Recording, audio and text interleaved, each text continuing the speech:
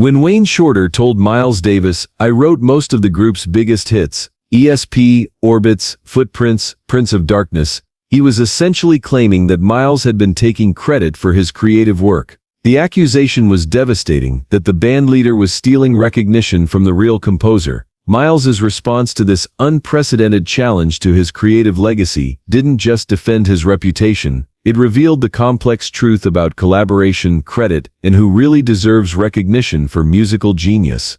It was a tense evening in October 1965, at Miles Davis's apartment on West 77th Street in Manhattan. The second great quintet, Miles on trumpet, Wayne Shorter on tenor saxophone, Herbie Hancock on piano, Ron Carter on bass, and Tony Williams on drums, had just finished a grueling week of recording sessions for what would become the album ESP. The music they had created was revolutionary, pushing jazz into completely new territories of harmonic sophistication and rhythmic complexity. But success had brought unexpected tensions to the surface. As the quintet's reputation grew, and their albums gained critical acclaim, questions about creative credit and recognition were becoming increasingly important to the individual musicians. They were no longer just sidemen happy to be playing with Miles Davis. They were accomplished artists in their own right, with their own artistic visions and career ambitions. Wayne Shorter, in particular, had been growing frustrated with what he perceived as an imbalance in how the group's creative contributions were being recognized. At 32 years old, Wayne was already acknowledged as one of the most innovative composers in jazz, but much of his work with Miles's quintet was being attributed to Miles himself, either directly or by implication. The breaking point came during a casual conversation about the group's upcoming European tour. Miles was discussing the setlist with the band members, referring to various compositions as "my songs" or "our material" in the way that bandleaders typically do when talking about their repertoire. But when Miles mentioned ESP as one of the centerpieces of their live performances, Wayne felt compelled to interrupt. "Miles," Wayne said, his voice carrying an edge that the other musicians had never heard before, "we need to talk about something." The room grew quiet. Herbie, Ron, and Tony could sense that something significant was about to happen. "What's on your mind?" Miles asked, looking at Wayne with those penetrating eyes that had intimidated countless musicians over the years. Wayne took a deep breath, knowing that what he was about to say could end his relationship with Miles and potentially damage his career. "I wrote most of the group's biggest hits," Wayne said, his words hanging in the air like an accusation that couldn't be taken back. Miles's expression didn't change, but the tension in the room was suddenly palpable. "ESP," Wayne continued. "I wrote that.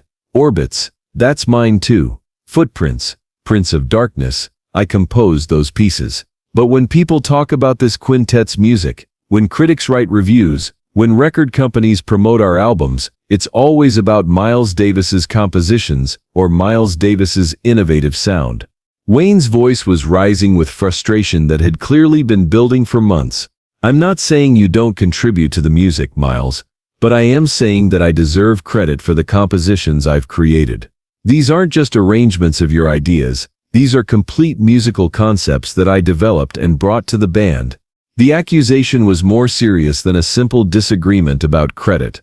Wayne was essentially claiming that Miles had been taking recognition for creative work that wasn't his own. In the jazz world, where composers' reputations and financial earnings depended heavily on song credits, this was tantamount to accusing Miles of artistic theft. The other musicians sat in uncomfortable silence, unsure whether to support their bandmate or remain loyal to their leader. This was unprecedented territory. None of them had ever witnessed a sideman directly challenge Miles's creative authority in such explicit terms. Miles studied Wayne's face for a long moment, trying to determine whether this was an emotional outburst that would pass or a fundamental challenge that needed to be addressed directly. "Wayne," Miles said finally, his voice calm but carrying unmistakable authority, "I think you're misunderstanding how this music gets created." Miles stood up and walked to his piano, his movement deliberate and purposeful. "You wrote ESP," Miles said, sitting down at the keyboard. "Let's talk about that." Miles began playing the opening theme of ESP, but he played it in a completely different style, more conventional, more predictable, less innovative than the version the quintet had recorded. This is what you brought to the band, Miles said, continuing to play the basic musical idea. It's a good composition, it's sophisticated and interesting, but this isn't what made it a great record. Miles transitioned into playing the arrangement as it actually appeared on the album, with all the subtle harmonic reharmonizations, rhythmic adjustments, and interpretive choices that had transformed Wayne's original composition into something revolutionary. This is what we created together, Miles continued, his playing demonstrating how the basic composition had been developed through the collaborative process of rehearsal, arrangement, and performance. Wayne, you wrote the song, but I arranged it. Herbie reharmonized sections of it.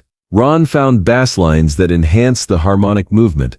Tony created rhythmic patterns that transformed how the melody felt. What got recorded wasn't just your composition, it was a collective creation that used your composition as a starting point. Miles turned away from the piano to face Wayne directly. The same thing is true with Orbits, Footprints, Prince of Darkness, and everything else we've recorded. You bring compositional ideas to the band, but those ideas don't become the music that people hear until we've all worked on them, developed them, and made them into something that serves the overall artistic vision of the group. Wayne felt his frustration mounting. Miles was acknowledging his compositional contributions, but he was also suggesting that those contributions were just raw material that required the band leader's guidance to become meaningful music. But Miles, Wayne protested. These compositions would be great pieces even without your arrangements. They have their own musical logic, their own emotional content, their own artistic value. I'm not bringing you sketches or fragments. I'm bringing you complete musical statements. Miles nodded, acknowledging Wayne's point. You're absolutely right, Miles said. Your compositions are complete and sophisticated, and they would be meaningful pieces even if we played them exactly as you wrote them. But that's not what we do in this band, and it's not what makes this quintet special. Miles walked over to a shelf where he kept copies of all their recorded albums. What makes this group unique, Miles continued, isn't just that we have great composers or great players. What makes us unique is that we've created a collective musical personality that's bigger than any of our individual contributions. Miles pulled down the ESP album and showed it to Wayne. When people buy this record, they're not just buying your compositions or my arrangements or Herbie's harmonizations, they're buying the sound of 5 musicians who have developed a completely new approach to playing together. That collective sound is what I'm responsible for as the band leader. Miles set the album back on the shelf and continued his explanation. Wayne, every band leader in jazz history has dealt with this same issue. Duke Ellington had Billy Strayhorn writing compositions, but people called them Ellington compositions because Duke was responsible for the overall artistic vision that made those pieces part of something larger. Miles paused, letting that comparison sink in. Count Basie had arrangers and composers contributing material, but it became Basie Musics because he created the context that made those individual contributions meaningful. That's what band leaders do. We take individual contributions and organize them into something that has a unified artistic vision. Wayne was beginning to understand that Miles wasn't trying to diminish his compositional contributions, but was instead trying to explain the difference between writing songs and creating a band's overall musical identity. But Miles, Wayne said, his tone becoming less confrontational, I still think I deserve more explicit credit for the compositions I've written. When people read liner notes or reviews, they should know which pieces I composed. Miles nodded in agreement. You're absolutely right about that, Miles said. You deserve full composer credit for every piece you've written, and from now on, we'll make sure that's clear in all our album credits and promotional materials. This acknowledgement meant a great deal to Wayne, but he still had concerns about the broader perception of the band's creative dynamics. I also think it's important for people to understand that this quintet isn't just Miles Davis with 4 backing musicians, Wayne continued. We're all contributing to the creative process in significant ways. Miles considered this carefully. He realized that Wayne was raising valid concerns about how their collaborative process was being perceived and presented to the public. Wayne, you're right about that too, Miles said. This quintet works because we're all creative equals within the context of the band. I may be the leader, and I may be responsible for the overall artistic direction, but the music we create requires all of our individual contributions. Miles sat back down at the piano and began playing another one of Wayne's compositions, but this time he played it exactly as Wayne had originally written it, without any of the collaborative developments that had occurred during their rehearsal process. "Listen to this," Miles said as he played. "This is your original composition for Footprints. It's a beautiful piece, sophisticated, emotional, perfectly constructed." Then Miles began playing the version that appeared on their album, with all the subtle changes and enhancements that had evolved through their collaborative process. And this is what it became when we worked on it together. Both versions are valid musical statements, but they serve different purposes. Your original composition showcases your individual artistry. Our collaborative version showcases what we can create together as a group. Wayne was beginning to see that Miles wasn't trying to take credit for his compositional work, but was instead trying to explain the complex relationship between individual creativity and collective artistry. "The problem," Miles continued, "is that the music industry and the press don't always understand how to give credit for collaborative creativity. They're used to thinking about individual authorship. One person writes a song, another person performs it. But what we're doing is more complicated than that." Miles gestured to include all the band members in his explanation. "We're creating music through a process where individual contributions become transformed through collective development. Wayne writes a composition, but then we all contribute to how that composition gets realized as a recording. The final result represents everyone's creativity, but in ways that are hard to separate and quantify." Wayne was starting to understand that his frustration wasn't just with Miles, but with the broader challenge of how to acknowledge collaborative creativity in an industry that was designed around individual recognition. "So how do we solve this?" Wayne asked. Miles thought for a moment, then offered a solution that acknowledged both Wayne's concerns and the realities of how the music industry worked. "First, we make sure that composer credits are always accurate and prominent. If you wrote a piece, your name goes on it as composer, and that gets clearly communicated in all our promotional materials and interviews." Miles paused, then continued. "Second, we start talking more openly about how our collaborative process works. When we do interviews, when we write liner notes, when we talk to critics, we explain that this quintet creates music through collective development of individual compositional ideas." Wayne nodded, appreciating Miles's willingness to address his concerns constructively.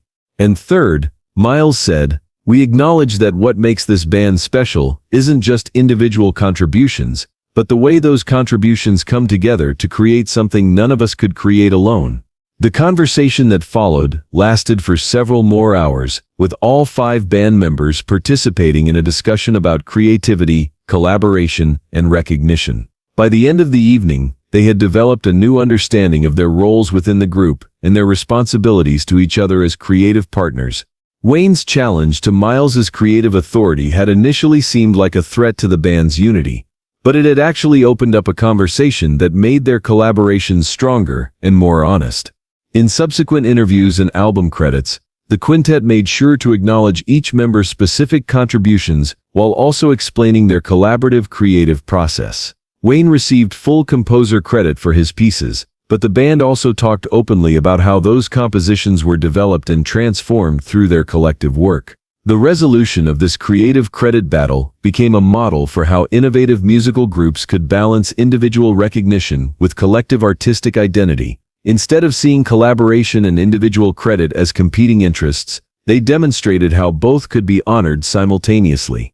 Years later, when music historians analyzed the Second Great Quintet's legacy, they noted that the band's openness about their collaborative process had actually enhanced rather than diminished each member's individual reputation. Wayne Shorter was recognized as one of the most important composers in modern jazz, while Miles Davis was acknowledged as a bandleader who had created a context where individual creativity could flourish and contribute to collective innovation.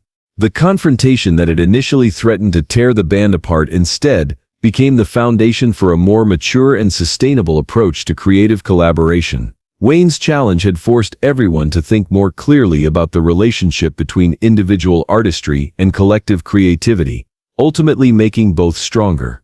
If this incredible story of creative collaboration and artistic integrity inspired you, make sure to subscribe and hit that notification bell. Share this video with someone who needs to understand the complex relationship between individual creativity and collective achievement. Have you ever felt like your contributions to a collaborative project weren't being properly recognized? Let us know in the comments, and don't forget to check out more stories about the challenges and rewards of creative partnership in music history.